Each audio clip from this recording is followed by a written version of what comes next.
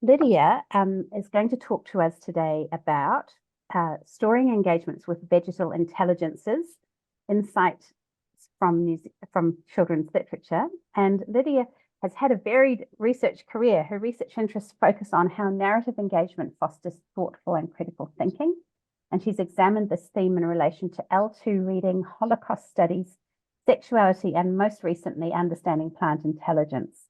So this presentation is from her latest research focus, and we're thrilled to have you here, Lydia, hoping that you might be visiting us later in the year as well, which is fantastic, and maybe being part of the ATCLA conference being hosted at the University of Waikato. So without further ado, I'll hand over to you. I'll remind people that we've got about 45 to 50 minutes of talking, and then there are few enough of us here for you to be able to ask any questions that you'd like in person at the end. And just a reminder to put yourself on mute during the talk. And I'll hand over to you, Lydia. Well, thanks so much. I'm really excited about being able to be here and be part of this event and to get to know you all. And because we're a small group, it means that there'll be even better discussions and so on. So I thought I'd start by kind of not assuming that you know where Oulu is. So here is Oulu in Finland, so to get you kind of oriented to where I am in the world. And that does become a little bit relevant in relationship to the second case study that I look at, which is set in the border countries. It's become a bit sort of trendy in the world to kind of acknowledge whose land you occupy, but Oulu is actually not part of the area of the indigenous peoples of the North, the Sami. And the second story that I look at includes Sami, a Sami character or partly Sami character. The area that's marked separately on the left-hand side is the area of Finnish Sapmi. You probably know it by the name Lapland, but Sapmi is its proper name. And that area extends into Sweden and into Norway and into parts of Russia as well. Oulu was always a trading area, but today it's actually home to between 40 to 50% of the Sami population of Finland for various cultural reasons. But Oulu itself was the first major inhabitants of the area were Finns. So Nicola and I have organized that Nicola is going to run a very small little quiz for you now. And my first question is, I'm going to show you the cover of my wife's cousin's book. So he's a nature photographer. And the question is simply, what do you see? So what is the first thing that you pay attention to in the image I'm about to show you now? So I'll show you the image and then Nicola will give us the little interactive thing so you can press your button and say what it is that you saw. So the first thing your eye is drawn to. Here we go. And Nicola, if we could have our little poll.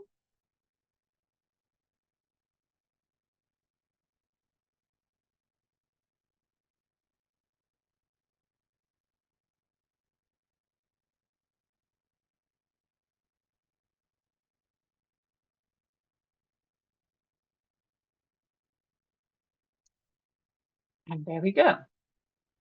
Do we have results?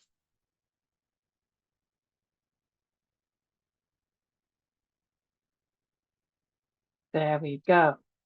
Right. Okay. You've been primed because of the title to think about the plants, to actually look at that. So I am very impressed that most of you, 3 of you, or 30%, saw the lichen. That's actually fairly unusual. What you're drawn to is the color because of the brightness of the color and so on. But typically what happens is that more people will see a bird. And they will particularly notice the bird on the left-hand side due to our predilection for noticing moving objects, and that bird is in movement. So our eye is often drawn to that. It's on the side of the familiar. But the orange, the bright orange, is also a color associated with danger and something, trepidation and so on. So our eyes are also drawn into that. Our eyes tend to be drawn to the living, moving objects because that is part of our survival skills. We're genetically programmed to observe moving objects because they may cause us harm. but the red colour also indicates harm. So I'm very impressed by the lichen observers. William James drew attention to our sensuality of interest while highlighting its perils. Millions of items in the outward world are present to my senses, which may properly enter my experience. Why? Because they have no interest for me. My experience is what I agree to attend to. Only those items which I notice shape my mind. Interest alone gives accent, emphasis, light and shade, background and foreground, intelligible perspective in a word. So if we look at the image on the right, it's more likely that you would describe that as a bird on a rock rather than a rock with a bird on it. We still tend to notice the animal form first because we are close to this.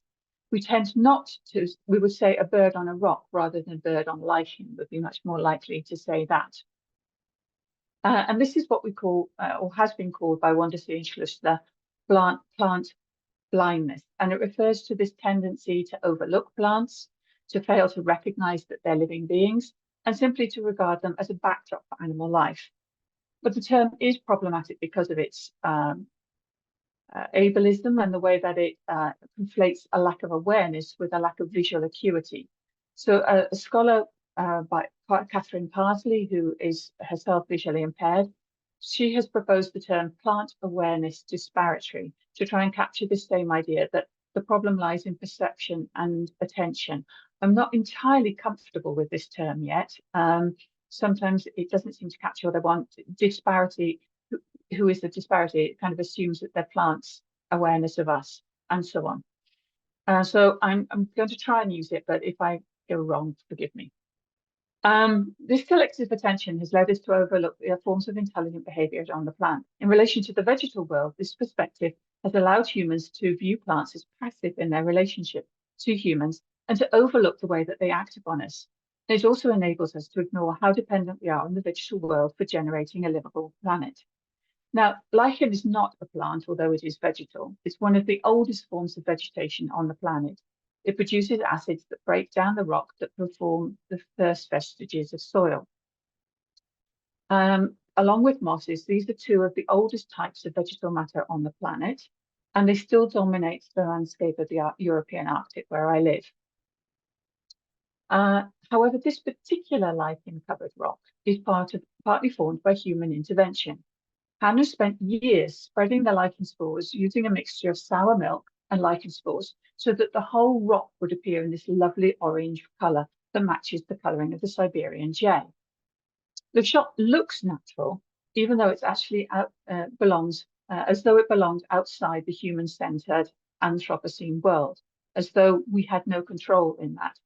But actually, it is the result of human intervention, spreading the lichen and regularly feeding Siberian jays on that rock in order to capture this picture. It took him over 10 years to create this picture. And what I find fascinating is that he put so much work into creating the image of the lichen, and yet still our eyes are drawn to the bird, typically, rather than that. So this particular entanglement then has in fact benefited the vegetal world, but many do not. And yet life on this planet, including human survival, depends on the meshing of multiple more than human intelligences with whom we share the planet. The thin layer of humus that supports all life on land is generated by a small top layer of soil, primarily formed from decaying plant matter, but also animal matter broken down by fungi, by microbes, by critters, and by plants. That is, life on the planet depends on the cycle of multi-species collaboration. Donna Haraway talks about this as inhabiting the humanities. And she talks about how critters are at stake in each other in every mixing and turning of the terra and compost pile. We are compost, not post-human. We inhabit the humanities, not the humanities. Critters, human and not, become with each other, compose and decompose each other in every scale and register of time and stuff, in semi-poetic tangling, in ecological, evolutionary, developmental, earth-worlding and unworlding. I just love the language of Haraway, so I want to include the quotes within my talk in their full form. Yet such is the arrogance of humankind that attention is currently focused on human-centered algorithms, artificial intelligence, when our attention should be on the vegetal intelligences that produce the very air we need to breathe, the soil intelligences that nurture us all, and other animals with whom we share this planet. When faced with these familiar, strange intelligences, human arrogance assumes that humans have the deciding power. Human plant studies, the approach I adopt in this presentation, questions this assumption, as do indigenous ways of understanding the living world, which I shall illustrate through one of my examples. Intelligence is defined as the ability to acquire and use information and skills. So when a plant designs itself, for example, flowers to attract a specific pollinator, such as the sundew sticky pears designed to attract insects, it demonstrates the sophisticated acquisition of information and skills needed to attract the pollinator. Another easily observed example of plant position is the burr, catching onto a passing creature to use its movement to disperse seed in a new environment. Other examples include fruit and nuts, which encourage an animal to collect it and consume it, resulting in the dispersal of seed either being spat out into new areas, like an orange pit, or by passing through the digestive tract, like tomatoes, which allows the seed to then emerge in a rich bed of fecal matter. Now, lichen and moss precede animal life on Earth, so their designs are not as dependent on animal forms as those of more recent arrivals. This does not mean that they lack purpose, intent, or volition. Plants, moss, and lichen provide the air we breathe, the food we eat, the pleasures we crave, the medicines that prolong our lives, and shelter. They also have the power to poison us. Right now, I'm describing vegetal actions using verbs normally associated with human intelligence, implying a conscious mind, thought, and processing, and intentionality. This may be irritating you. It may be irritating you because you're aware of the debate surrounding the attribution of brain-derived actions to living entities that lack suction organ. Alternatively, it may be irritating you because, in the words of the first editor to publish my work in this area, it is whimsical. My own problems with this language are twofold. Firstly, it troubles me that I anthropomorphize vegetal intelligences in ways that render them analogous to human forms of cognition. But secondly, it troubles me that I don't have a better language to describe what I want to talk about. Building a sustainable relation between human societies and more than human world on the basis of scientific language alone has proven unsuccessful. And while the amount of the natural scientific data on the degradation of ecosystems and environments has grown exponentially, this knowledge has actually failed to drive significant societal cultural changes in human environment relations. And this indicates a failure of speaking truth to power, especially in the global north.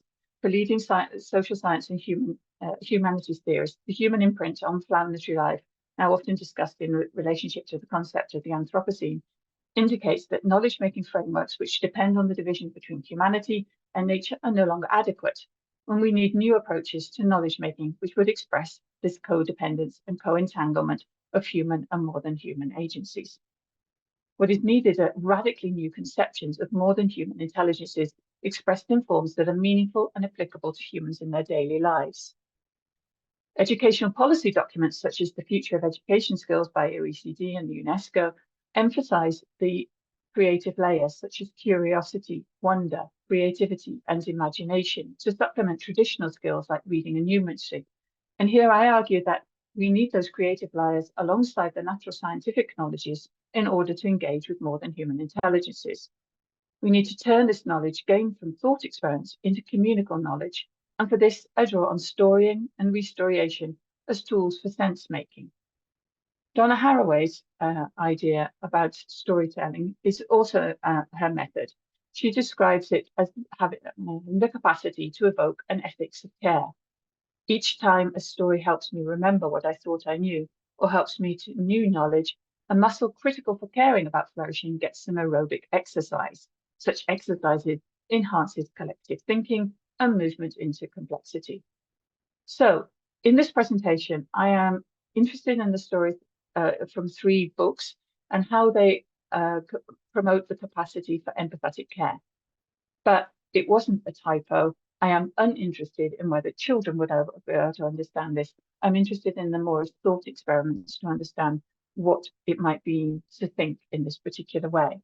I have to push back against the text in order to find the plants that are within them. Storying has been understood in a great variety of ways, but I identified three main themes within them. The first is the kind of Western model, which looks at storying as a kind of a tool for thinking and communicating ideas. And that has built into it the idea that the idea exists prior to the storytelling about the idea. The second way, it draws more on the kind of indigenous model of thinking of story as a means of remembering, for paying respect, or as a gift. In this idea that there is, for example, a yoik, which is the kind of singing that the Sami do, you always yoik to something or to someone. And that is a yoik to an animal would be a gift to the animal, but it also serves as a tool for knowing the animal more intimately. Indigenous scholars such as Rana Puokanen have noticed the tendency within Western academia, which she calls epistemic ignorance. That is, when ideas drawn from indigenous sources are taken outside the indigenous cosmology. Simply taking elements such as storying and using it piecemeal is ignorant in her view. So using the story that it was simply a tool for communicating ideas and then ascribing this form to indigenous knowledge moves beyond epistemic ignorance to epistemic violence. And in this presentation, I do not align myself with this second view, although one of the characters that I discuss in the stories does perhaps align herself in this way. The third way of thinking about storying would be to consider it as a means of communicating with more than human others, to think about how they might communicate with us. This is particularly evident in the work of Monica Gagliano, who claims that the true authorship of Thus Spoke the Plant were the plants themselves. And then in the final part of this presentation, I examine a novel in which the protagonist demonstrates her capacity to actually listen to what the plants want to say. So all the works are works from children's literature, and I've taken one that is English, and I do mean English, not British, so The Lost Words. And then I have a section I'm going to call Becoming Compost, which is written primarily in Swedish, but it's set in the borderlands between Finland and Sweden. And the idea is that the child's character's home language would be meänkieli, which is a Creole version of Finnish with lots of Swedish influences and some Sami influences. And it turns out in the story that this child's father is in fact Sami. And then the final one is set in Cuba, and it's a bilingual book, so it's published in verse. It's written in both Spanish and in English. So the translations that appear on from the as if I wasn't there, the second book are my own, but the other ones I'm just citing the English versions of them. So starting with losing contact with a book that explores what happens when we become unmeshed from the world.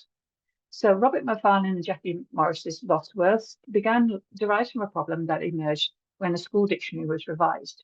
During the revisions, several words that relate to the natural world were removed, and supposedly because children were not using them. And the quote there is about how this came into being. So once upon a time, words began to vanish from the language of children. They disappeared so quietly at first that no one noticed, fading away like water on stone. So what words were missing? Acorn, adder, bluebell, bramble, conker, gone, fern, heather, kingfisher, otter, raven, willow, wren, all of them gone. The words were becoming lost, no longer vivid in the children's voices, no longer alive in their stories. And this is a spell book. It's a play on words. And the structure of the book is first such that first there is an image in which the name of the plant or the animal that has gone missing. And there's a jumble of letters. And the idea is that you have to spell out the word to find what is the thing that is missing here. So here we have bluebells. The bluebells are missing. You have to chase the letters to find the word. And then by saying the word aloud, you produce this kind of botanical image. That is, you perform the spell and that it brings it into existence, but it's isolated from context. And this botanically detailed illustration is like those that come from the Linnaean system. Now, the primary purpose of the Linnaean system, as John Charles Ryan observes, is to produce a universal system that can transcend cultural, regional, and linguistic specificity, and so enable people around the world to refer to their lived environment in the same way.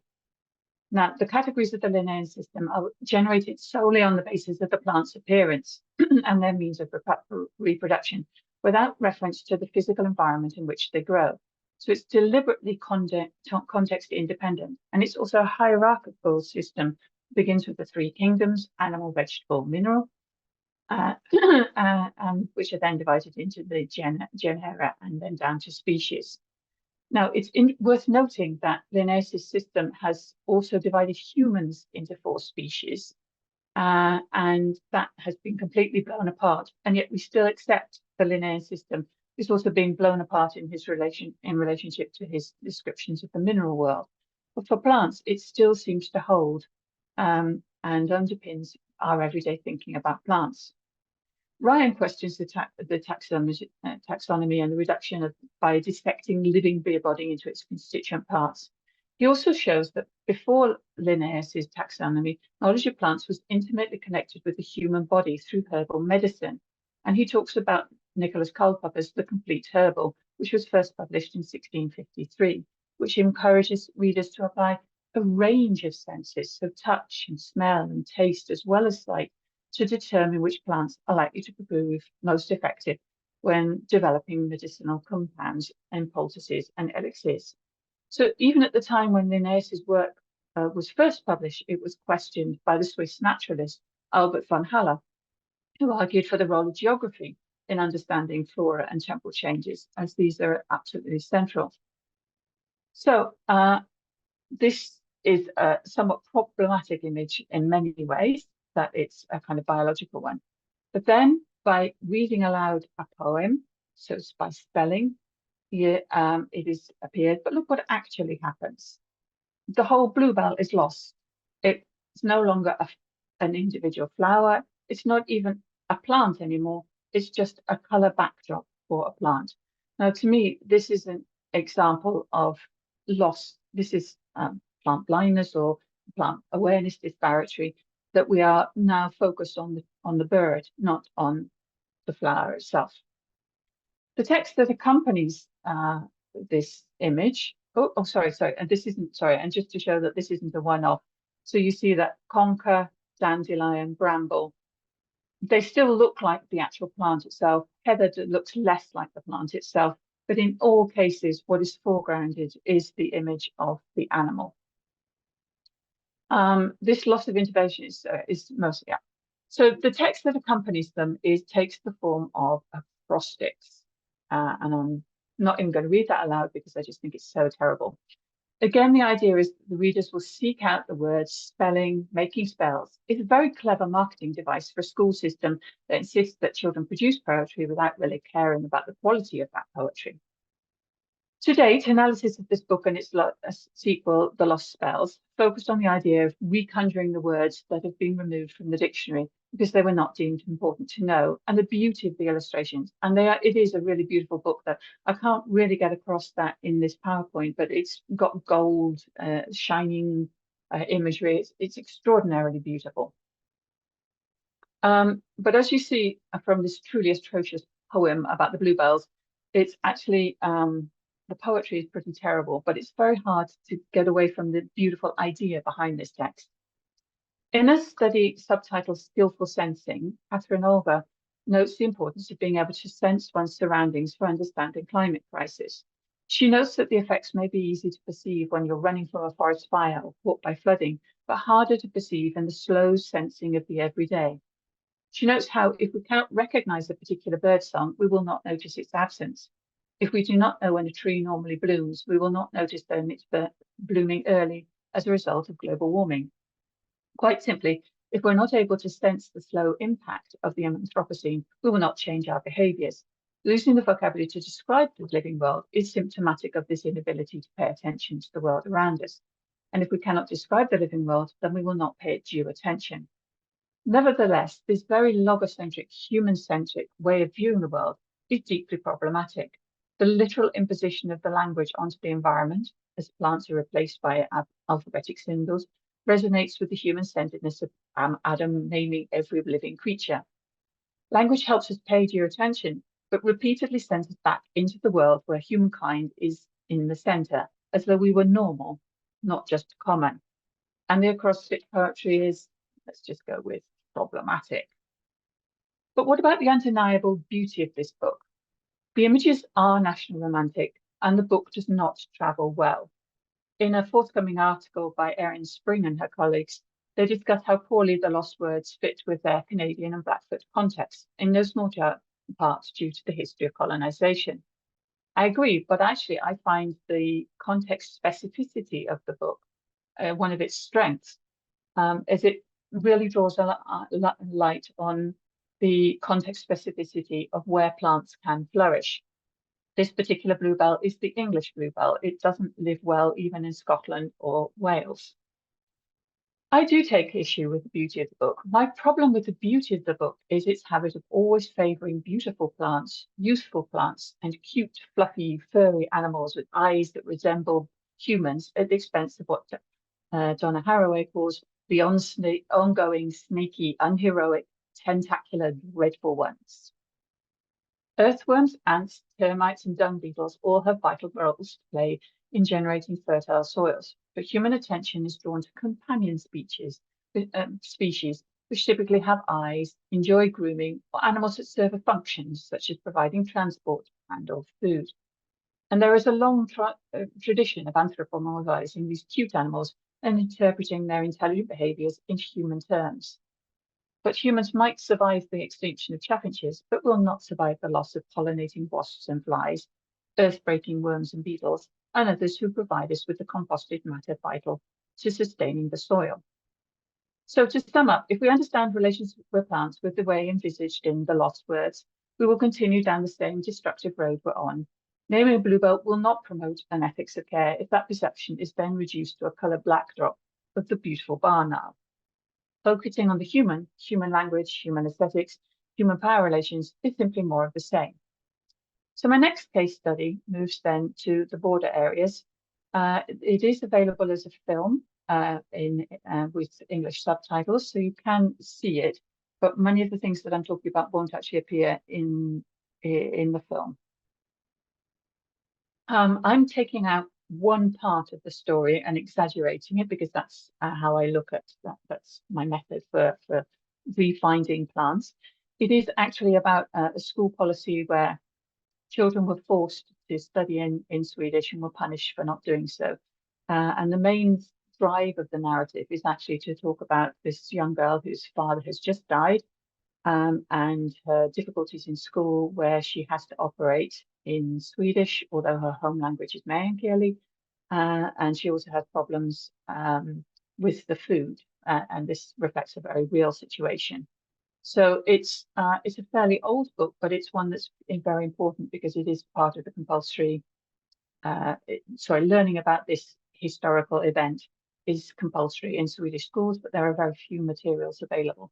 So although it's a fairly old book, it is actually quite well known within the Swedish context. So in staying with the trouble, Donna Haraway posits that we are to compost, and in that turning of the compost causes new entanglements with other forms of life. And in doing so, she foregrounds the process of decay in the renewal of life in more than human ecologies. This nerve network means that we are not alone, even when we feel lonely or alone, and we do not get to act alone either, as all our actions hold implications for the larger omnibelt, the meshing, the way in which a living experiences its life.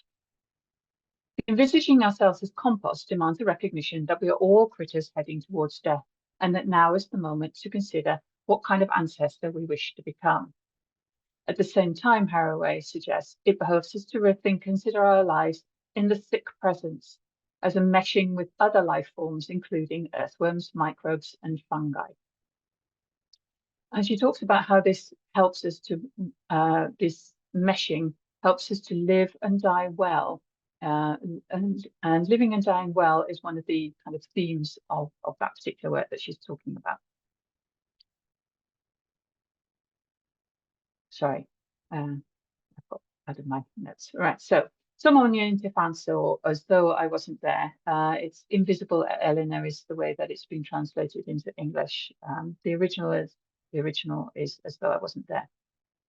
Eleanor spends time in the mire because she feels a connection to the spirit of her dead father there. When her teacher starts to behave as though she were not there, that's the title of the novel if I literally translate it, Eleanor runs away to the mire. Normally she's very agile in the mire and can jump from tuft to tuft, finding her way safely. When she runs away from school, however, she is lured to the most dangerous parts of the mire and becomes trapped. The climax of the novel involves Eleanor being rescued and receiving an apology from her teacher. Although Eleanor is portrayed as having meänkieli as her home language because her mother's family came from the Finnish side of the border, a careful reading of the text concerning Eleanor's father indicates that he was in fact Sami, and more specifically that he appears to be one of the Sami who lost their rights in the 1928 Herding Act. And if that's interesting to you, I can talk about that afterwards. More importantly for my discussion, Eleanor's connection with the mire resonates with Sami worlding practices, especially her respect for all living organisms' selfhood. She recognized the plants and the mire as having autonomy and intention, and she also indeed participates in what indigenous scholars such as Potawatomi botanist Robin or Kimmerer talks about as the web of reciprocity.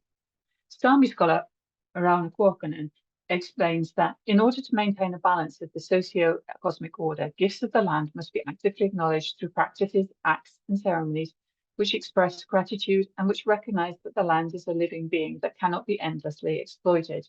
This relationship is not a mechanistic exchange, rather it reflects a way of being in the world predicated on active participation in its processes. And in this novel, I understand that as becoming compost. The novel starts, I'm still there.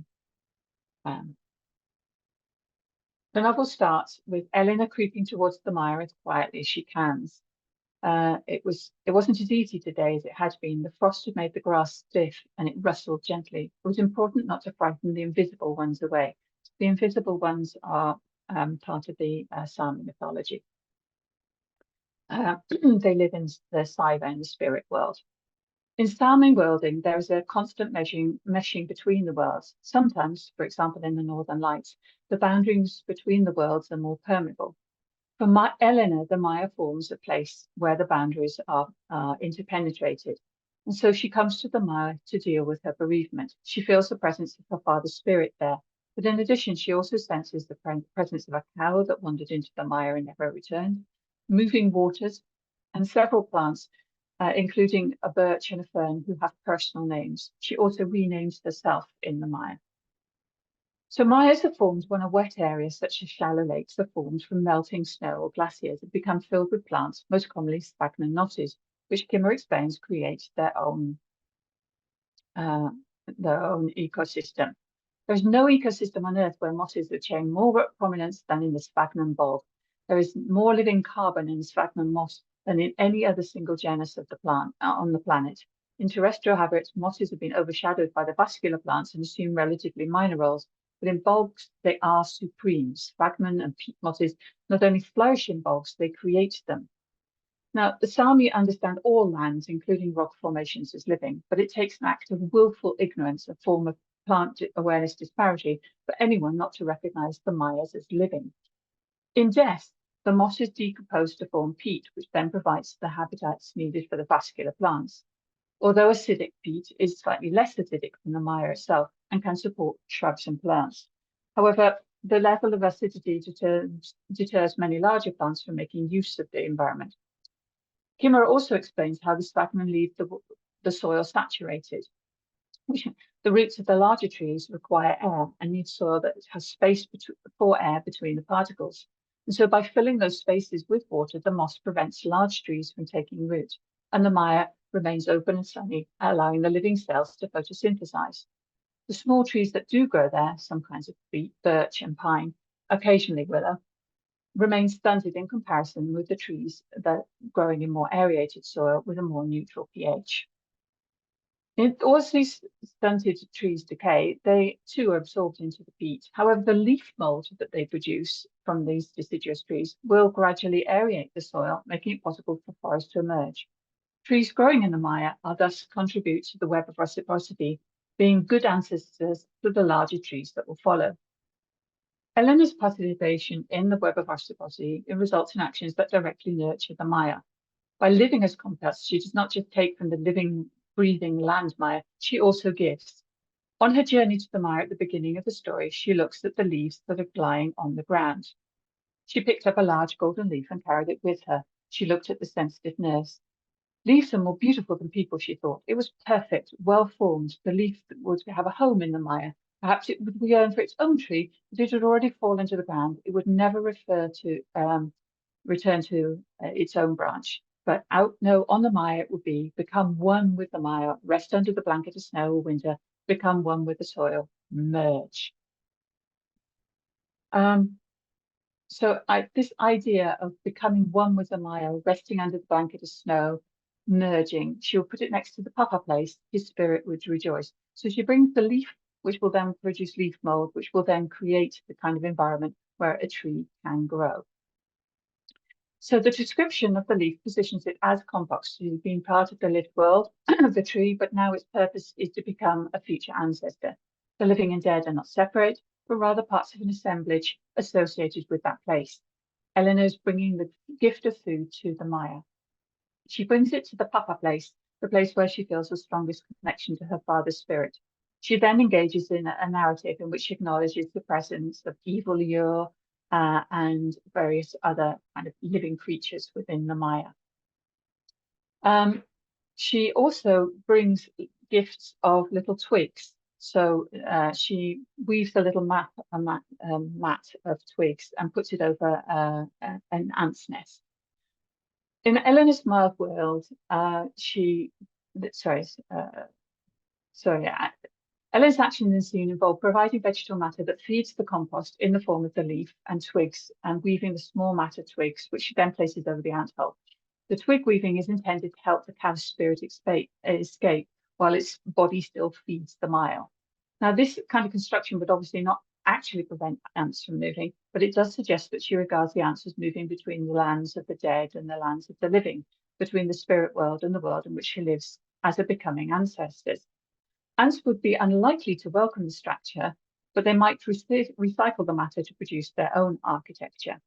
They perform a vital role in forests, breaking down vegetal and animal matter to produce environments in which fungi, bacteria, mosses, and lichen can reproduce to perform the kind of compost that's needed to sustain life on this planet.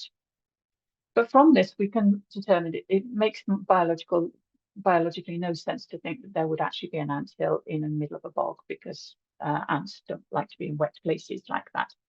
So the only way we can interpret that is to say that the papa place is a small island where the soil is deep enough to support humans and to keep them dry. To reach the papa place, Eleanor has to jump from tuft to tuft, and it's described as being quite a tricky thing. Reaching the papa place, if you fall in between the tufts, you are dead. Sorry, I had a quote for that one. So you risk death. Arrival means sanctuary. The boundaries between the two worlds are not absolute. The meshing between the worlds of the living and dead in Eleanor's Sami welding practices comes very close to the reality of the sphagnum moss's way of being. Himmer describes the way in which the living and the dead cells intermesh with the plant cells as follows. The asymmetric relation of 1 to 20 of living to dead cells in a single plant mirror the structure of the entire bog. Most of the bog is dead, unseen. The dead cells wick the water up through the depths and carrying it to the living layer above.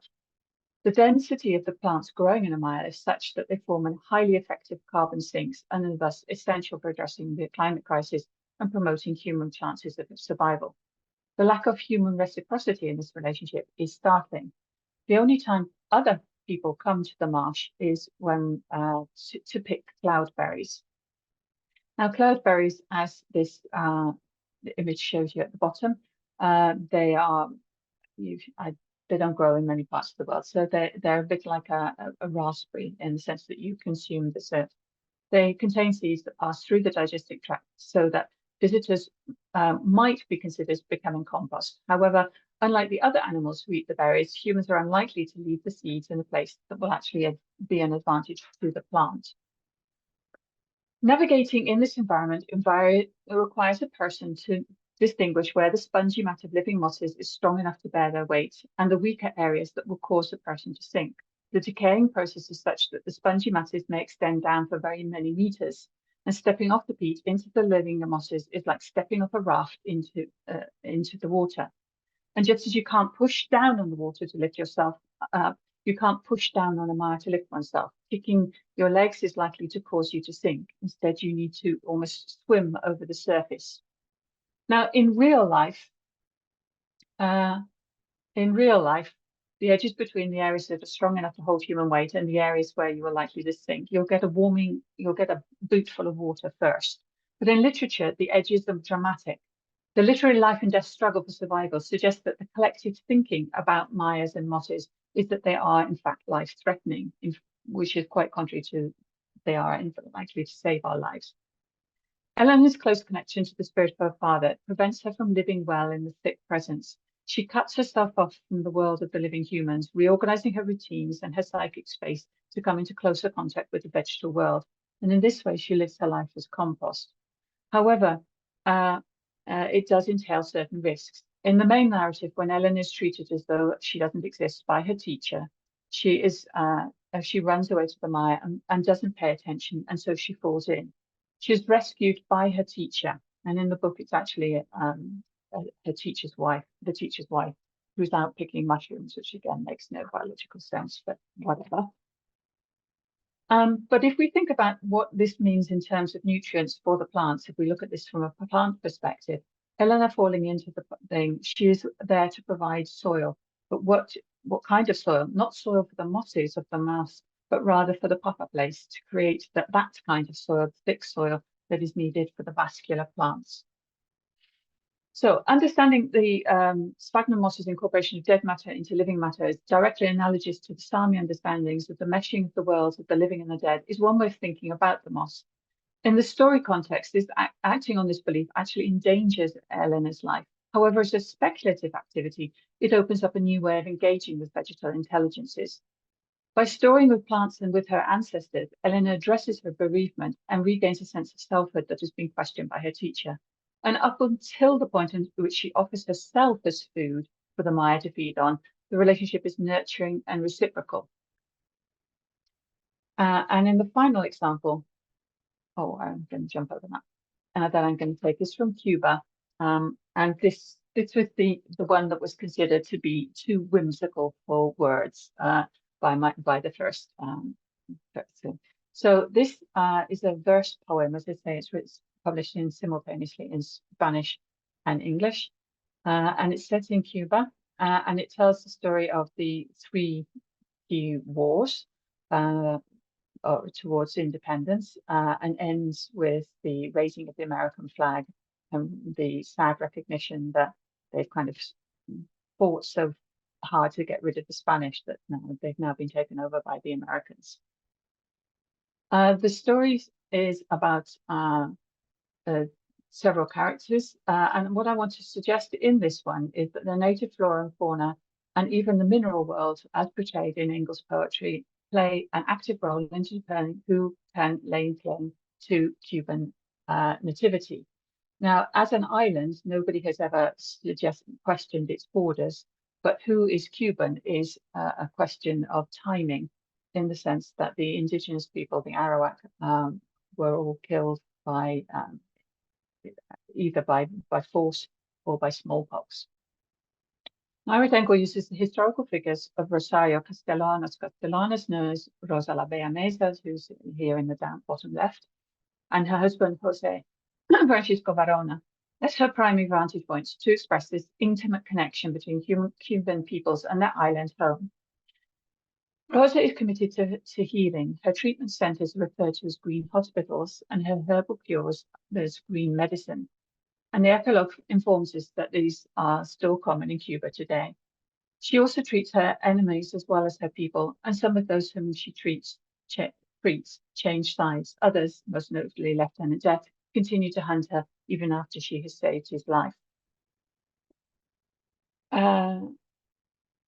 Cuba's turbulent history, battles fought between the European nations and then America for dominance in the Caribbean, were primarily fought over plants.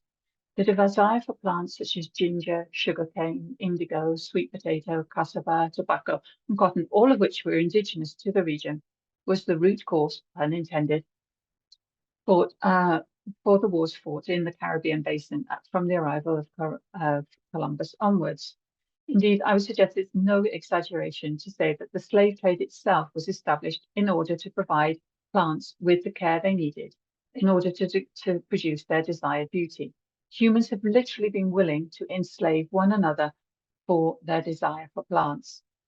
In the Botany of Desire, Michael Pollan introduced 4 principal human desires which have shaped human-plant relationships: sweetness, beauty, intoxication, and control, which he discusses in relationship to the apple, the tulip, marijuana, and the potato.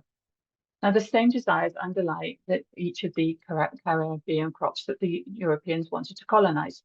Ginger and sugarcane exploit human desires for sweetness and spice. Indigo provided affordable clothing dye in a region starved of beauty of color. Tobacco's sole purpose is to intoxicate. And sweet potato and cassava can also produce these, although they were primarily grown in order to fill the stomach, and cotton provided comfortable fabrics. Somewhat curiously, Pollan ignores the medicinal value of plants, touching briefly only on the capacity of marijuana to numb pain and serve as a medicine in the treatment of those suffering from conditions such as cancer and multiple sclerosis. Nevertheless, the world of pharmaceuticals is almost entirely dependent on plants for raw ingredients. In the first section of the novel, called The Names of Plants, Rosa learns to classify the vegetation. Like Culpeper, she understands the regional flora in relationship to the powers the plants possess, and in learning how to find them, which she demands that she see the world from the plant's perspective. Where would the plants where would they flourish? But notice how this learning of the names is quite different from in the Lost Words. She's learning the names because she's trying to get to know the plants. She wants to know what they can do, how they can act. Sometimes she says, I feel like a bee making honey, a bee feared by all the wild bees. And we also see this being used as a weapon. So in fact, she says that they are harmless, stingless, and harmless. And yet, because the invading soldiers don't know that, they can use tricks with hives to send the bees towards the soldiers so that the soldiers will retreat without knowing that they are in fact harmless. She's also, by aligning herself with the bee, she is aligning herself as a pollinator. Sorry. Yes, I'm she does not impose her names onto the plants as Linnaeus does, but rather tries to learn the plant's own names. This, she suggests, the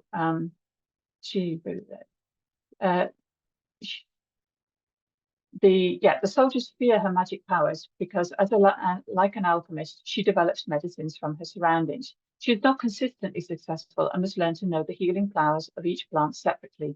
One flower cures only certain fevers. We try another, we fail. Then we try a root, leaf, moss, or fern. One petal fails, another succeeds. Unlike Linnaeus, Rosa classifies the plants in terms of what they do. Notice that they have ascribed subjectivity. They cure, they fail, they succeed. They are ascribed the power of their own volition. Rosa's weapons in the struggle for independence are simply petals, armed with fragrant herbs, fighting in a wilderness battle of my own private war against death. Rosa's enemies are unable to understand her symbiotic relationship with the plants and ascribe all the power she has to herself rather than to the culminator. For them, she is the witch, not the plants. I'm going to jump over this bit because I'm going to run out of time. But she associates herself with the fauna of the island, again picking up the notion of having the idea of birds. And she refers to the soldiers behaving like the parakeets. noisy chatting birds, which actually, because they're so noisy, it makes it possible for the Cubans to hide themselves and just shrink away, which is why they appear to disappear. But notice when she says, animals and plants help me learn how to understand all the ways of what people are trying to say. So this is a complete reversal of the normal pattern of having plants as kind of a backdrop or as reflecting human concerns. For Rosa, it's a way of, she understands the plants, and through the plants, she can understand what people are trying to say. So it's the reverse of these two systems. But even Rosa cannot manage everything, and she has to draw on additional powers, and she draws on the powers of the crystal caves that we see in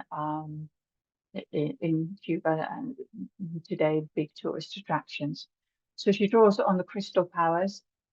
She uses light from the form in the form of fireflies to light up the caves, to bring in the healing powers of the crystals. But this only works when she's trying to do good. When she is sent out as a young child to try and help cure runaway slaves so that they can be returned to slavery, the rocks actually break her down. So the sharp rocks slice my face and hands. I would be useless without help her fingers. So she won't be able to help the slaves be restored to health in order to be able to continue an enslaved life. So what I'm trying to suggest here is that in this book, it's the plants and to some extent the animals and even the rock formations are the ones who have the power to decide who is Cuban. They are the ones with the volition and the power to make the decisions, but it is not a human-made decision. The novel ends with a section titled the Surrender Tree, the place where the Spanish flag is lowered and the American flag is raised. It also reveals that the tree itself, the kapok, a gigantic native tree considered sacred by many of the ethnic groups who inhabit Cuba. The cover of the surrender tree depicts the kapok in a pool of blood held by a human hand. Both the tree and the hand are black, and the hues of the black and red blood and the yellow background are the same as the Spanish flag.